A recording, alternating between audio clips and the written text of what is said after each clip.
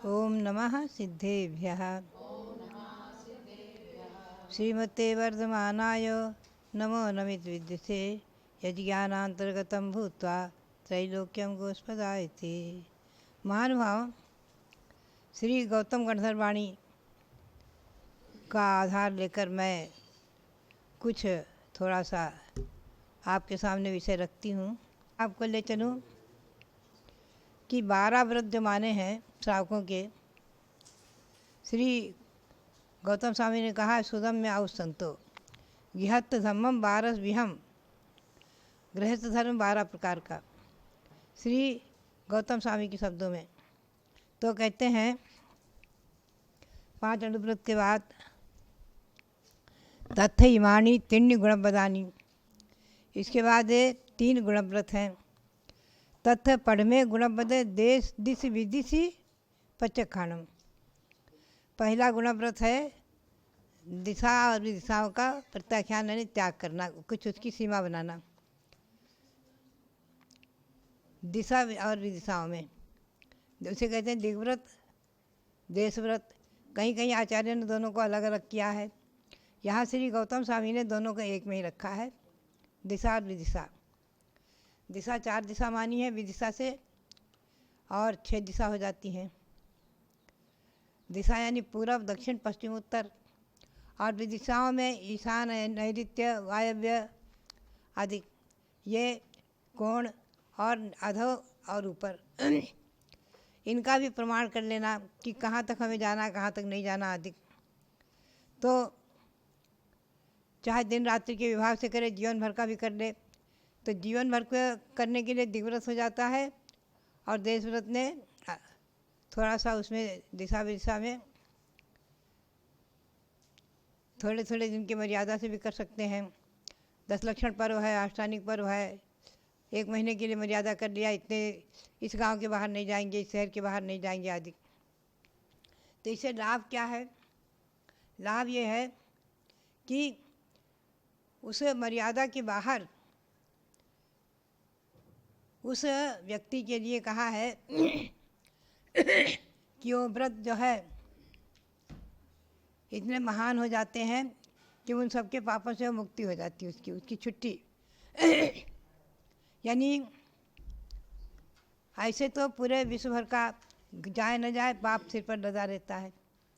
तो इसीलिए मर्यादा और सीमा करने का एक विधान है कि दिशा विदिशा के बाहर अपनी जो मर्यादा, उसकी सीमा के बाहर उसके व्रत एक प्रकार से महाव्रत रूप परिणत हो जाते हैं।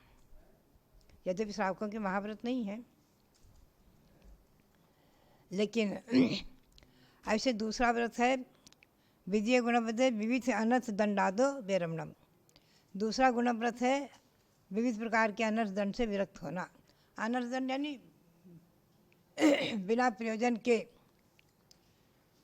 जो क्रियाएं होती हैं अनर्थ दंड कहलाती हैं।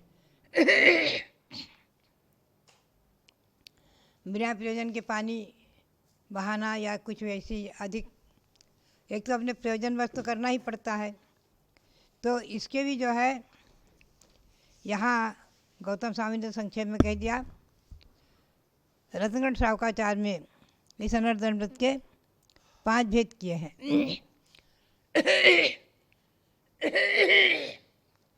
उन्होंने कहा है पापोपदेश हिंसा, दानापध्यान दुश्रुति पंच, प्राहु प्रमात्या अनर्थ दंडान दंड धरा। पापोपदेश, पाप का उपदेश देना। बैठे बैठे किसी का भी तुम तिरंचों के व्यापार का उपदेश दिया, दासी दास का आदि, हिंसा का उपदेश दिया, आरंभ का उपदेश दिया आदि, ये सब जो है ठग विद्या, महाचारी करने का उपदेश दे दिया आदि, ये सब जो है पापोपदेश है। और हिंसा दान, फरसा, तलवार, कुदाली आदि का, इनका शस्त्र आदियों का दान देना, ये सब जो है हिंसा के उपकरण आदि का, ये भी अनर्थ दंड है, व्यर्थ का पाप। अनर्थ दंड के भेद में 5 भेद में 2 भेद हुए। तीसरा भेद है अपध्यान। बैठे बैठे भी किसी का इसका नाश हो जाए तो अच्छा है, ये इसकी धन की हानि हो जाए तो अच्छा है, ऐसा कुछ भी किसी के लिए चिंतन करना, उसके भाग्य उसके साथ है। तो किसी के लिए भी कुछ गलत चिंतन करना भी अपध्यान नाम से अनर्दंड व्रत हो जाता है, अनर्दंड हो जाता है। और ऐसे ही दुश्रुति, मिथ्यात्व राग द्वेष को बढ़ाने वाली कथाओं को करना सुनना, आरंभ वर्षक कथा, मिथ्यात्व की कथाएं आदि इनको सुनना करना कराना, ये सब दुश्रुति है, अनर्दंड। ऐसे प्रमादचर्या, व्यर्थ का पृथ्वी जल अग्नि वायु वगैरह जो अपने जितना आरंभ अपने लिए शक्य है करना ही पड़ेगा, वो तो चीज़ अलग है। व्यर्थ ही भूमि खोदना, जल गिराना, अग्नि जला देना आदि, व्यर्थ की वनस्पति वगैरह खुदवाना, व्यर्थ का इधर उधर घूमना आदि, ये सब जो है अनर्दंड कहलाते हैं। ऐसे ही है भोगो, तीसरा है गुणव्रत, भोगोपभोग परिसंख्यान, भोग और उपभोग की वस्तुओं की सीमाएं बनाना। वस्त्र की है, ये उपभोग है। भोग यानी खाने पीने की चीज़ें हैं, इनके लिए कुछ थोड़ा बहुत नियम वगैरह निर्धारित करते रहना, ये भोगोपभोग परिमाण व्रत कहलाता है। ऐसे श्रावक के 3 गुणव्रत हैं। ये गुणव्रत खास करके दूसरी प्रतिमा को पालन करने वालों के लिए अनिवार्य हैं। जो 2 प्रतिमा के व्रत लेते हैं तो उनके लिए 5 अणुव्रत, 3 गुणव्रत और 4 शिक्षा व्रत, ये 12 व्रत उनके लिए अनिवार्य ही है, तभी 2 प्रतिमा के व्रत माने जाते हैं। पहली प्रतिमा में सम्यक दर्शन की शुद्धि और सप्त व्यसन का त्याग, व्यसनों का त्यागी और सम्यक दर्शन की शुद्धि, 25 मल दोष से सम्यक दर्शन को धारण करना पहली प्रतिमा का लक्षण है। दूसरी प्रतिमा में 12 व्रत, 4 शिक्षा व्रत हैं, सामायिक, पुरोधोपवास, अतिथि संविभाग और संलेखना। ध्यान में रखें, गौतम स्वामी ने शिक्षा व्रत में ही संलेखना को लिया है। अनेक आचार्यों ने, हमने इस पर हमें 36 श्रावकाचार प्राप्त हुए, उनमें से अनेक श्रावकाचारों के उदाहरण हमने लिए हैं। लगभग 10-15 के उदाहरण हमारे पास हैं, जिनमें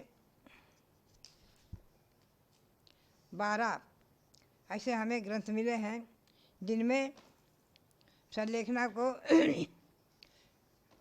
12 व्रतों में सम्मिलित किया है। श्री गौतम स्वामी ने, श्री कुंद देव ने भाव संग्रह आदिकों में और अनेक ग्रंथों में, और प्राकृत भाव संग्रह में, भव्य मार्गोपदेश है, पद्मचरित का श्रावकाचार है, वसुनंदी श्रावकाचार है आदि, इनमें जो है 4 शिक्षा व्रत में ही संलेखना को लिया है। और श्री उमा स्वामी आचार्य ने संलेखना को अलग किया है 12 व्रत से अतिरिक्त, तो इसीलिए उन्होंने 70 अतिचार माने हैं।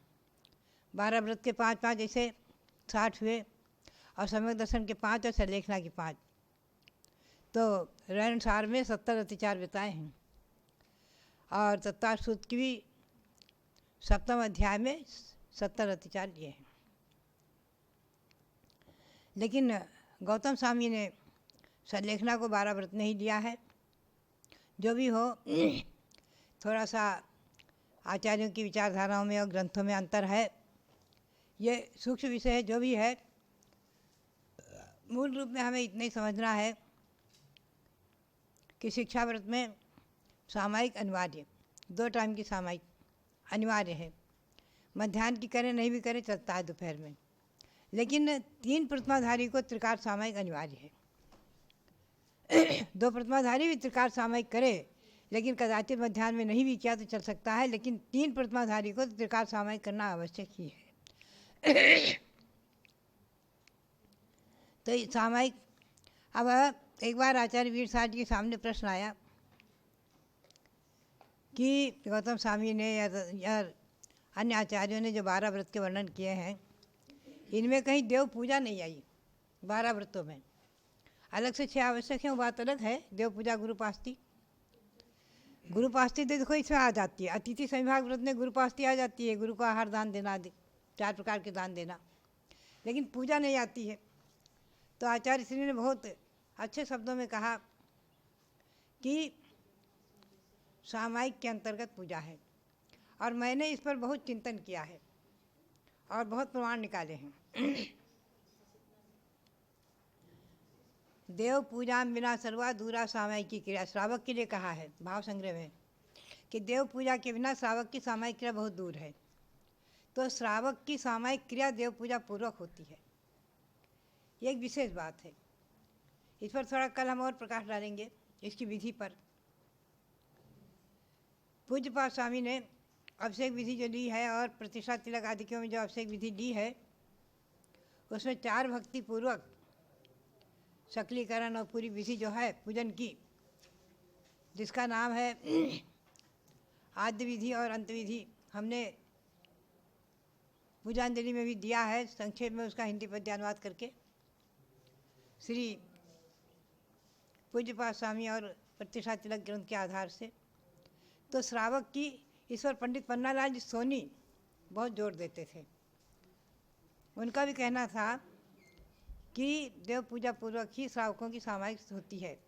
तो त्रिकाल में नहीं तो कम से कम प्रातःकालीन सामायिक देव पूजा पूर्वक करनी चाहिए, अभिषेक पूर्वक। इस पर हम थोड़ा कल प्रकाश डालेंगे विधि पर। आप लोग इस विधि को समझो। हमारे संघ में सभी ब्रह्मचारिणी बहनें और सब लोग जो है शुरू से ही पूरी विधि से अभिषेक करते हैं, पूरी विधि से पूजा करते हैं, तो उसमें सामायिक भी हो जाती है अभिषेक पूरी विधि से करने से। तो इसलिए वो पूजांजलि में हमने दिया है, उस विधि को कल हम लेंगे और उसको समझना अति आवश्यक है। अगर आप समझेंगे तो आपकी सामायिक और देव पूजा एक साथ हो जाएगी। जैसा कि आगम के परिप्रेक्ष्य में और अपने आचार्य परंपरा के परिप्रेक्ष्य में जैसा कि वर्णन है, तो इस विषय को मैं कल लेऊँगी। तो कुल मिलाकर के श्रावकों के 12 व्रत 2 प्रतिमाधारी पालन करते हैं। अभी इन 12 व्रतों में आपको हम क्रम से ले चलेंगे एक एक व्रतों की ओर। तो कुल मिलाकर के आप संयम और संयमी की आराधना कर रहे हैं और जो गुणगान कर रहे हैं ये हमारा नहीं, मैं समझती हूँ ये तो संयम का गुणगान है। आप इसी प्रकार से देव शास्त्र गुरु की भक्ति करते हुए, अपने श्रावक धर्म का पालन करते हुए, अपने कर्तव्यों का पालन करते हुए गार्हस्थ्य जीवन में अपने जीवन को सुखी, इस लोक में भी सुखी बनाए और अगले भव को तो सुखी बना ही रहे हैं। जो श्रावक धर्म का पालन करते हैं वो समझ लीजिए कि अपने मोक्ष मार्ग को प्रशस्त कर रहे हैं। इसी भावना के साथ आप सबके लिए बहुत बहुत मंगल आशीर्वाद, बहुत बहुत मंगल आशीर्वाद।